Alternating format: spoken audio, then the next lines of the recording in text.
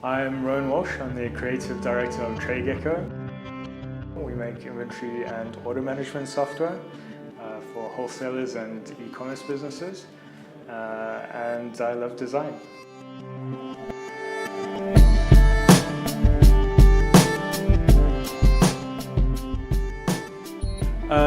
So a great question. I think it depends on the person.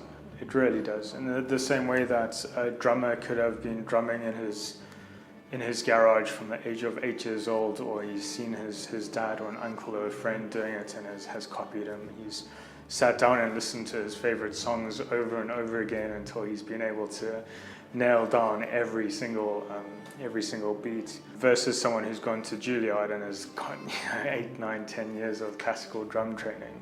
I think the same thing applies to designers. Either you have the discipline to be self-taught, or you don't, and the foundational sort of tuition that college can bring you is fundamental.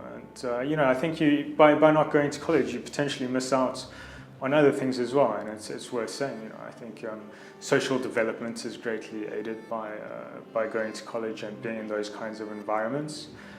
But is it required? Absolutely not. I myself am not college educated. I think learning through doing is critical, and even more than that, whether you go to college or not, being a good designer or a good engineer is about keeping up with trends on a daily basis.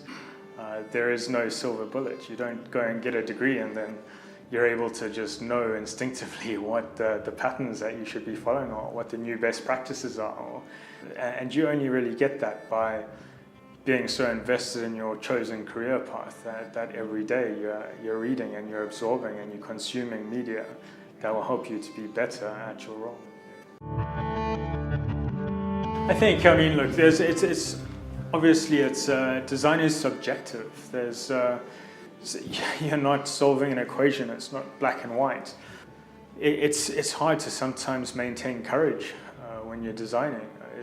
You can do something that you think, you can be really worried about the reception it's going to get because maybe people aren't ready. Maybe it doesn't adhere to best practices that have been laid out by the forefathers like Apple, etc.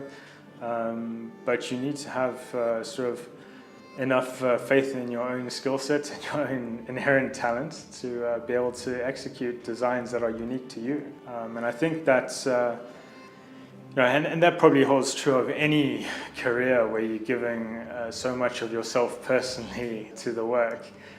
You can, sometimes someone's going to say something that's insensitive and you have to take it on the chin and know that it's not actually personal, and that all feedback is a gift, and it's just going to help you to be better.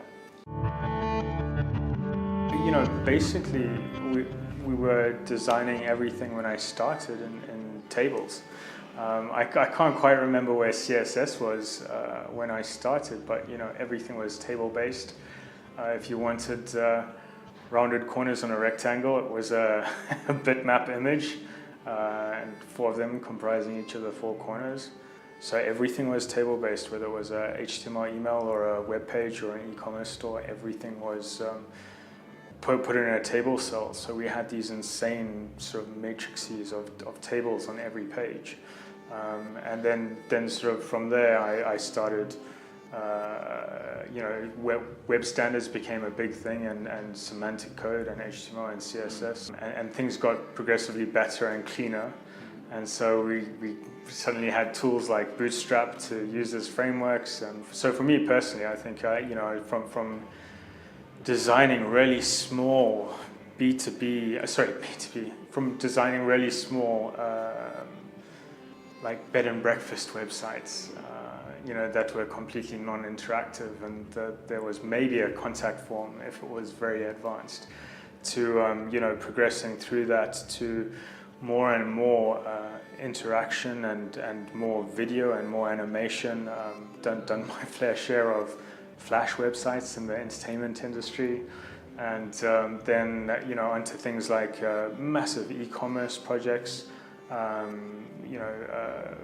We've done some incredible showcases for things like Harrods Bank, and then onto the BBC's ratings portal, which is used by just tens of thousands of people every day to give the BBC feedback on their programming, and it's super interactive and survey based.